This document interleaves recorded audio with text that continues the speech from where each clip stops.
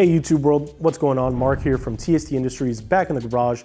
In this video, I will be guiding you through the installation process of the Womet-Tech frame sliders for the 2021 and up Suzuki GSX-S1000. Now this kit is comprised of a symmetrical frame slider kit. This is a one-piece frame slider breakdown. I will highlight the instructions. As you can see, 5 components on each side. We have an aluminum spacer, a delrin puck, an aluminum shoulder washer, the stainless steel bolt, and then the end cap for the frame slider puck. And just as illustrated, it will sit like this with the black cap on the end, and these caps are offered in different colors if you are interested. They are symmetrical on both sides, so we won't have to worry about this being side specific, and we will show you the installation process on one side and tell you that it is mirrored on the opposite side of the motorcycle. But before we get into this installation process, we do want to provide a disclaimer that we do with all of our frame slider installations. We highly recommend and urge you to have your bike in as vertical of a position as possible. You can see here it's on a lift, it's on a rear stand, and we're actually taking it a step further. And if you have the ability to safely lift the bike and support the motor from the center, we would urge you to do so. In 98% of the installations that we've done of frame sliders, we've never seen any issues with the engine sagging. And that is because we follow the directions that we instruct you to do, and we remove one engine bolt at a time instead of both or potentially more.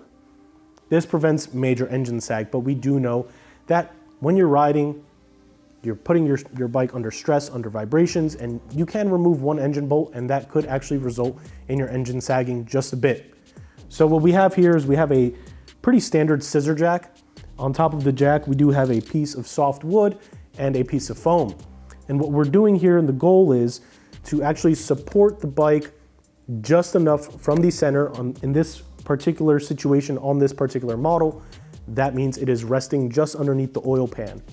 Now, it is crucial that you are not lifting your bike from that point. The oil pans on many models can fracture pretty easily with enough force.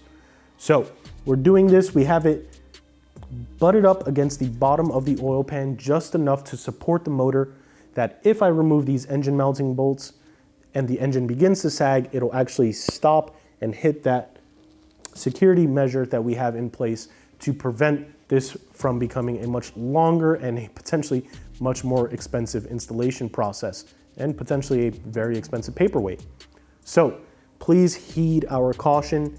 We've done these installations hundreds of times on dozens of motorcycles. If you are able to, please have your bike in a vertical position, preferably on a rear stand and a front stand if possible. And if you have the ability to have a center stand or a center security point, we would urge you to do that as well. At the end of the day, if you do not feel comfortable doing this installation or any installation on your motorcycle, that is not something to be ashamed of. We would urge you to seek the help of a professional or a local dealership who can then do the installation for you. Now, without further ado, this is a pretty straightforward installation process. It is a one-point frame slider system, so we're not dealing with too many moving components. With that all said, we'll go ahead and jump right into the installation process now. We will begin by removing this forward engine mounting bolt. In this case, we have an 8mm hex key or hex bit. We have it attached to our ratchet.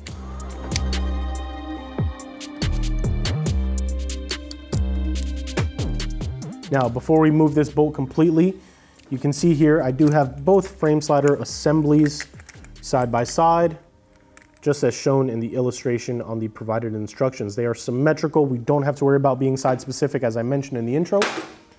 But I do want to have this prepared. As soon as I remove this bolt, I will go ahead and begin inserting this. If you follow this process, that will prevent engine sag, but we also have our preventative measures in place as well. Now we will grab a 17mm socket, and without attaching it to a ratchet or using a torque wrench, we will begin to thread this in, making sure we're not cross-threading. If you feel any resistance, please back it out, check your threads, inspect them. You can also eyeball the entry point of this engine mounting bolt and make sure that you are still centered onto the actual engine side of the assembly here. You have the frame and then the engine behind it. Now, I've gone ahead, I've bottomed that bolt out, and per the instructions, you can see here that we are going to torque this to 40 Newton meters. So at this point, I will grab our torque wrench, and I will adjust this to 40 Newton meters.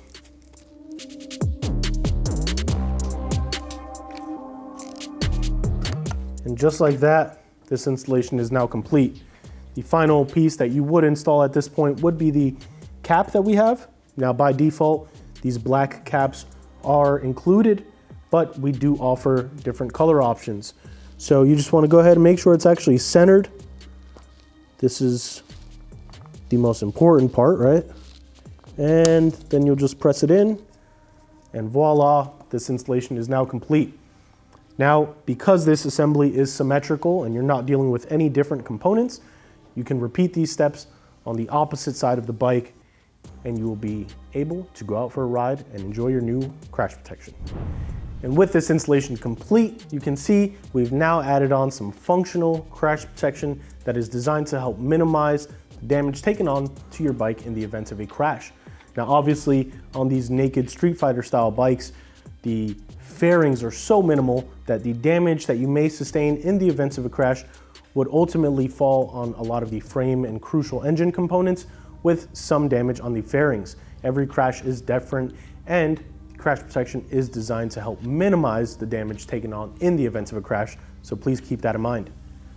Now, if you have just opted for the black, you can see here it's a functional piece. It blends in real well with a little inscribing of the Womet-Tech branding, but if you did opt for any of the color options, here we have gold, silver, red, blue, and white. You can add a little flare onto an otherwise bland portion of the motorcycle.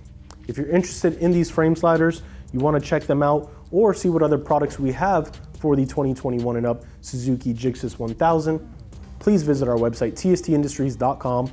The link to these frame sliders can be found in the description below.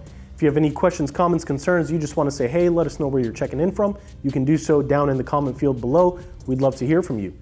Don't forget to hit that subscribe button and turn the notification bell on to stay up to date with all the new and exciting videos we've got going on. And lastly, be sure to stop by our social media pages, Facebook, Instagram, and Twitter, all username TST Industries. For now, this has been Mark in the TST Garage, and we will catch you next time.